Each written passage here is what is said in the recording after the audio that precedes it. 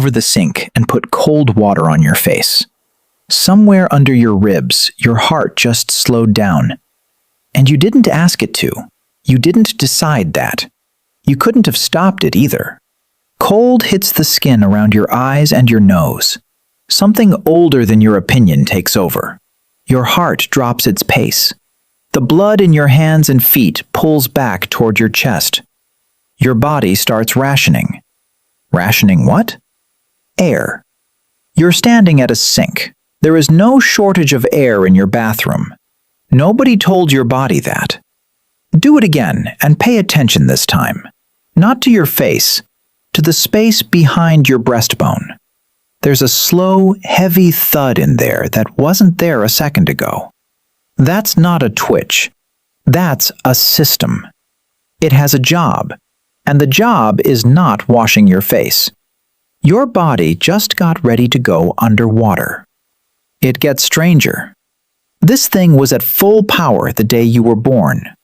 Put a newborn in water, and it doesn't do what you'd expect. The throat shuts. The heart slows hard. The little arms start moving on their own. Nobody shows them that. They come with it. It's installed before language, before names, before the ability to hold up a head. Then it fades. Not completely. You've still got a weak copy, and you just used it. But the strong version walked out within months. Nobody told you it was leaving. You lost it before you were old enough to know you had it. So here's the question sitting under all of this. Something built that. Something spent a very long time making sure a human baby knows what to do in water before it knows what a face is. When did that start? Not when we invented boats. Not when fishing became a job. When did our kind first go into the water and stay there long enough that our bodies started changing to allow it? Nobody has a clean answer. There's a trail, though. It runs through 6 places, and it ends somewhere you won't see coming. Let's go stand in the first one. Your feet are bare and the rock is wet. It's before dawn. The light is gray and thin, and it isn't helping. The wind comes straight off the water, and it's carrying spray. Your face is already soaked with it. Your lips are cracked, and the salt is finding every split.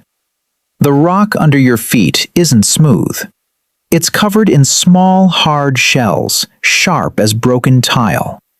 Every step is a decision. Put your weight down wrong, and you open your heel.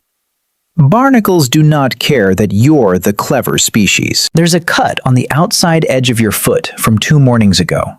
It hasn't closed. Saltwater finds it every time you shift your weight, and every time, it's new. You're crouched over a shelf of black stone. Your fingers are working at something clamped shut, and it will not come. Your knuckles have gone white. Your hands stopped being warm a while ago. Now they're just tools you're borrowing. Behind you, a bigger wave lands. Water comes up past your ankles and drags back out. It pulls at your legs like it wants an answer. You've got about an hour. Then the sea comes back and takes the whole shelf with it. You can hear it coming too. Not as a warning, as a change in the noise. A lower sound underneath the one that's already there. Everybody on this rock hears it at the same moment, and nobody looks up. Forget the picture you've got in your head. The spears, the open grass, the animal running. Some of the oldest food we can put a human hand on came off wet rock at low tide. Here's what kills you out here. Not the wave, not even the cold exactly. It's that you can't store anything. Your stomach is empty, and it's been empty a while. There's no field behind you. There's no pot. There's no bag of anything. Whatever you eat today came out of the water today. Miss this tide and you go dark until the next one. Miss 2 and you stop standing up properly. Your hands get slower. The cliff gets taller. The sea feeds you on a schedule. It does not repeat itself for anybody. So people learned the schedule. Sit with that for a second. No clocks, no charts, no word for next Thursday. And somebody still worked out that the water pulls back twice a day, that it goes further out on some days than others, that the big retreats come around on a rhythm you can hold in your head if you watch for years and don't die in the meantime. They read the sea the way you read a bus timetable, except the timetable was invisible and the bus was lunch. That knowledge doesn't live in a tool. You can't dig it up. It lived in somebody's head, and it got handed to a kid, and that kid handed it on, all the way down to a morning nobody ever wrote down. If this is your kind of thing, subscribe. The next place we're going, somebody crossed open ocean to reach it, and nobody can tell you how. Then they did the part that stops me cold. They carried it home. Nobody ate down on the rocks. They filled their hands and their arms, and they climbed. Up off the shore, up the cliff, into the dark of a cave. Then they ate together, out of the wind, in the one place the sea couldn't reach. Think about what that means for a second. Somebody hungry, holding food, in the cold, and choosing to walk uphill first. That isn't instinct. A hungry animal eats where it finds it. This is somebody deciding that a meal happens with other people, or it doesn't happen properly at all. Pinnacle Point, South Africa, 160,000 years ago. Shells. That's a number your brain can't actually hold, so don't bother trying. Hold the shells instead. Hold the sound of them going down on stone in the dark, and the fingers still too numb to feel it. There's one more thing in that cave. Down in the same dirt, in the same layers, somebody was grinding red rock into powder. Not for food, not for warmth, not for anything you can eat when the tide is wrong. Nobody knows what it was for. Cold, hungry, an hour from the next meal, and somebody is making color. There's no rock under your feet now. There's nothing under your feet. You're sitting on something that moves. Water on 3 sides, water on the 4th, and the sun is directly on the back of your neck. It's been there for hours. Your shoulders have gone from hot to numb to hot again. Salt has dried on your arms in a white crust. You can scrape it off with a thumbnail. Your lips are past cracked. You are surrounded by more water than you will ever see again, and you are dying of thirst. The land you came from went under the horizon this morning. It didn't shrink, it just wasn't there anymore. You keep checking the place where it used to be, the way you check a pocket you already know is empty. Ahead of you is nothing, blue meeting blue. Here's what kills you out here, and it isn't drowning. It's the sun and the salt working together. A day of this and your tongue thickens. 2 days and you stop thinking in straight lines. You start making decisions you'd laugh at on land. The water is right there, endless. Put a hand in it and you can feel how cold it is. Drink it and it kills you faster than drinking nothing at all. The sea has spent your whole life feeding you. Out here it just watches. And then the sun goes down and the temperature drops hard and the shivering starts. You spend the night wanting the heat back. Then it comes back, and within an hour, you want it gone again. So why is anyone doing this? Because somebody decided there was something over there. Not hoped, decided. And then built a thing that floats and got on it and pushed away from everything they had ever known. And they did it more than once. This is the part people skip. One accident puts one person on a beach, and that person dies alone. To put a living population on the other side, you need families. You need women and children on that water. You need to do the crossing again and again on purpose. And they aren't traveling light. There's water on board, in something, and it's already warm. There's a child on there who has stopped asking how much longer. There's an old woman who cannot swim and was never going to be left behind. Which means somebody went first, came back, and told everyone it was fine. I would love to know how that conversation went. Majid Bebe, Northern Australia, 65,000 years ago. Stone axes with ground edges and a slab stained with red powder. That red powder again. Half a world away, tens of thousands of years apart, and somebody is still grinding rock into color. Nobody has ever found the boat. Nothing that floats survives that long. Wood, bark, rope, skin. The sea takes all of it, and it takes it fast. The greatest journey our species had made to that point left behind no vehicle at all. We know they crossed because they're on the other side. That's the entire evidence. They arrived. Now here's the part that doesn't make sense. Getting across the water is one thing. What happened next is harder. Your feet are hanging over the side and you can't see them. The water below you isn't blue here, it's black. And it's black because there's nothing down there to bounce the light back up. The bottom stopped a long way back. You know exactly where the drop-off is. Everybody does. You paddled over it about a minute ago, and something in your gut noticed before your eyes did. The water changed color, and your body changed with it. Your legs came up slightly. Your breathing got shallow and quick. Nobody teaches you that. You just do it. Something is under you. Statistically, several somethings. Here's the threat, and it's a simple one. Everything you have ever caught, you caught by touching it. You put a hand on the rock and closed it around something that could not run away. Out here, nothing is attached to anything. It moves faster than you. It's stronger than you in its own house, and you cannot see it until it has already decided about you. You're in the food chain now, and you've joined it somewhere in the middle. So they went after tuna. Not small fish, not the ones you can trap in a pool when the tide leaves. Tuna. A fish that can be longer than you are tall, that swims faster than you can run on land, and that never comes near the shallows. To eat one, you have to go where it lives. You have to stay there. Then you have to attach yourself to something enormous and angry in deep water on a boat you can't stand up in. And when it runs, it takes you with it. Your hands are the brakes. That's the whole braking system. Something with a body like a torpedo pulling against 10 fingers and a rope that was never designed for this. Somebody won that fight, then went back and did it again. A cave in Timor called Asitao Kuru 40,000 years ago. Tuna bones on the floor. Piles of them. Enough that this wasn't luck. Somebody had a method. Picture the arrival, though. That's the bit. Somebody hauling that thing up a beach at the end of the day. Arms shaking, salt in every scrape, and a whole cave of people coming down to look. And here's where it goes strange. There is a fish hook in that cave, cut out of shell, worked smooth, and it is genuinely beautiful. It's about 20,000 years younger than the bones. So for something like 200 centuries, people in that cave were bringing home deep water fish without the hook. Nobody knows how. You are lying on your side and the world has gone quiet. Not silent, worse than silent, muffled, like somebody put a hand over everything. There's water in your left ear and it will not come out. You've done the thing where you tilt your head and hit the other side. You've done the hopping. It's still in there, warm now, sitting against something deep in your skull. Behind your jaw, there's an ache. Not sharp, just present, the way a bruise is present. You keep working the jaw sideways to see if it shifts. It doesn't. You came out of the sea an hour ago. Part of the sea came with you. Tonight you'll lie down and hear your own pulse instead of the wind. Here's what's coming for you, and it takes years, not hours. Every time you go down, cold water gets into that canal. Your body treats it like an attack, and your body has exactly one idea for a wall: bone.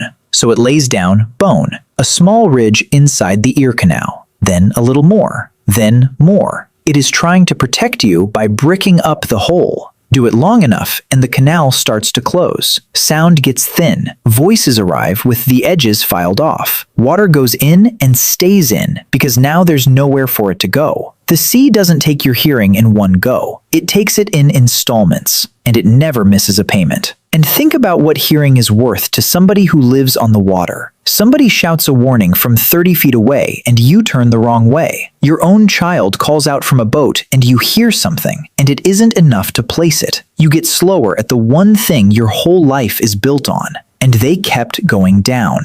That's the whole human move here. There is no clever tool to describe. Somebody stood at the edge of cold water, felt the ache still sitting in their skull from yesterday, and went in anyway. Not once, not in an emergency, every working day of their life, until their own bones started to argue. Their kids watched them do it. Then their kids did it. Now stop, because this is where everything you've been assuming turns over. Up to now, every single thing we've stood over has been rubbish. Shells somebody dropped, bones on a floor, a hook that got lost, objects, things they made and left behind. This is different. This time, the evidence isn't something they made. It's what the water made of them. Their bodies kept the record. The dive is written inside their heads, in bone, in a place no tool can reach and no fire can burn. You can't lose it. You can't trade it. You can't leave it in the wrong cave. They didn't leave us their equipment. They left us their ears. Off the coast of Israel, under the Mediterranean, there's a village called Atlit-Yam, 9,000 years old. Houses, a stone circle, and a well. A well at the bottom of the sea. That's the detail I can't get past. Somebody dug down through dirt, looking for fresh water, in a place that is now completely underwater. Both of those things are true at the same time, and your brain refuses to hold them together. And in the graves there, skulls, with bone grown across the ear canals. Not one, enough of them that it stopped looking like bad luck and started looking like a job description. Sit with that for a second. You're looking at a drowned town, and the people inside it are telling you they were divers long before the water ever came for the houses. Doctors have a name for this now. They call it surfer's ear. You can get it in California, you can get it in Cornwall. Cold water, enough hours in it, and your skull starts building the same wall it built 9,000 years ago. Same ear, same bone, same stubborn body deciding that the correct response to cold water is masonry. The only thing that's changed is that we do it for fun. And here's the thing about a village at the bottom of the sea. It wasn't at the bottom of the sea when they lived in it. There were doorways. There were paths worn between the houses. There was a spot where somebody always sat because it caught the light in the morning and everyone knew it was theirs. Then the water came up. Over the floors, over the stone circle, over the well. Everything got left where it was. The bowls are still sitting where somebody put them down. We don't know if they had time to walk away. But somewhere else on this planet, on a coastline so far from Atlit-Yam that neither group could have known the other existed, someone else's skull was doing exactly the same thing.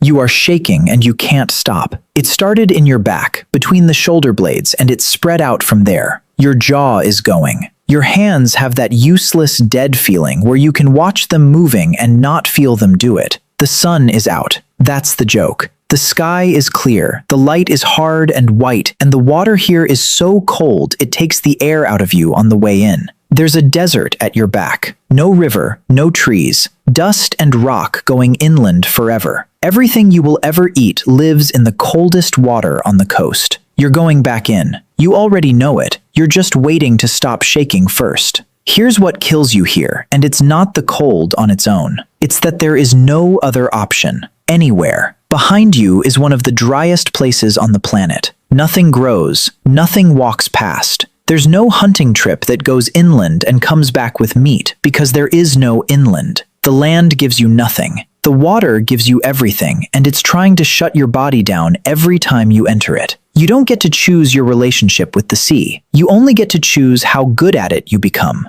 So they became very good. Generation after generation on that strip of coast, doing the same thing. In, down, hold, up, shake, in again. Kids watching adults do it. Kids doing it. Kids getting old doing it. With their own bones, closing their ears while they worked. That's not survival as an emergency. That's survival as a family trade. And a trade means somebody teaches it. Somebody stood in that freezing water holding a 5-year-old and showed them how to breathe before going under. Not as a lesson, as lunch. Then they did something nobody expected. The Chinchorro Coast, northern Chile, around 7,000 years ago. They're dead, preserved on purpose. The oldest deliberately preserved bodies anywhere on Earth. Older than Egypt by thousands of years. Made by people with no cities, no farming, and no kings. A fishing community on a desert shore. They took their dead apart and put them back together and kept them. Not the important dead, not the powerful ones. Everybody. Old people, adults, children, babies who never got a single day out of the water's reach. Somebody sat down with the body of a child and rebuilt it so they wouldn't have to let it go. I've got nothing funny for that one. And in some of those remains, in exactly the place you'd look on a skull pulled out of the Mediterranean, bone across the ear canal. Now hold both of these in your head at once. Atlit-Yam, a drowned village on a warm sea in a corner of the Middle East. The Chinchorro Coast, a freezing shore in a South American desert. Different oceans, different hemispheres, different everything. No contact, no shared word for water. Neither one had the faintest idea the other existed, or that the other side of the world was a thing that could exist. Same ears. That's not a coincidence, and it's not a culture, and it's not a technique that spread. Nobody taught anybody. The water asked the same question in two places, and the human body gave the same answer both times. That's the moment this stops being history. Because if the body responds like that, if you can pick a coastline at random and find people whose skulls went the same way, then what we've been tracking isn't a skill somebody invented and passed down. It's what happens to us, anywhere, given water and enough time. Which means the question I asked you at the start was the wrong question. I asked when this started, when our kind first went in. There's a group of people alive right now, today, who make that question fall apart completely.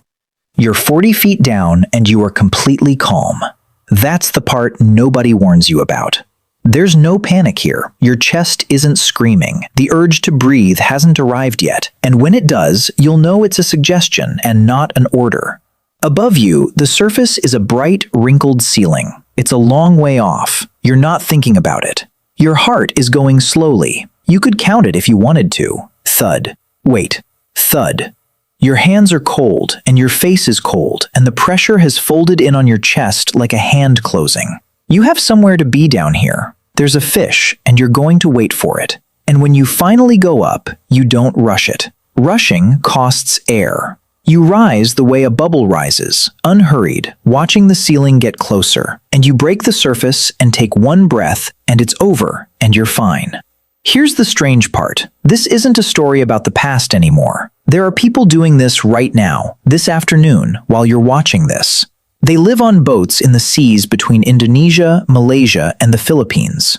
Some of them are born on the water and spend more of their lives at sea than on land. They go down on one breath, for minutes at a time, hour after hour, day after day. Not for sport, for dinner. Kids do it. Old men do it. Nobody is wearing a tank. Some of them say the ground feels wrong underfoot, too still, and their bodies have changed to allow it. The spleen, that thing in your side you have never once thought about, holds a reserve of oxygen-rich blood. Squeeze it and you get a top-up, a free extra minute or so, no breathing required. Theirs are bigger, measurably, not because they train, because they were born that way, in a population that's been diving for a very long time. Their bodies come preloaded for the sea. Yours came preloaded for a sink. So let's go back to the question. When did this start? When did humans first go into the water? I've been holding that open for half an hour, and here's the honest answer. There isn't a start date. There's no first dive to find. Every time we go looking for the beginning, we find people already doing it, already good at it, already leaving their ears in the ground. We probably never will find it. It didn't begin, it just never stopped. Which brings us back to 160,000 years ago, and a cold shelf of black rock at dawn. Somebody is crouched there, bare feet, barnacles, hands too numb to feel what they're holding. The wind comes off the water and hits them full in the face. Cold spray, straight across the eyes and the nose. And under their ribs, their heart slows down. They don't notice. They've got about an hour before the tide comes back, and they are not going to spend it wondering about their own pulse. But it happened, and nothing has changed the mechanism since.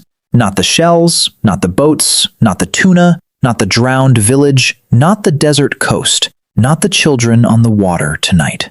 The same system, the same slow thud. 160,000 years of weather, ice, migration, language, farming, cities, everything. And nobody, at any point, switched it off. Everything else we built got replaced. The tools, the boats, the language, the name of every single one of those people. All of it gone. That one thing came through. Go to the sink. Turn the tap to cold. Lean over and put your face in it. Feel that? That's not a leftover. That's not a broken piece of something you used to be. That's 160,000 years of people coming home wet, checked, working, waiting for a job you're never going to give it. You didn't lose it at birth. It was never yours to lose. You just inherited a body built by people who lived at the edge of the water, and then you moved indoors. You never lost it. You just stopped going anywhere it was needed.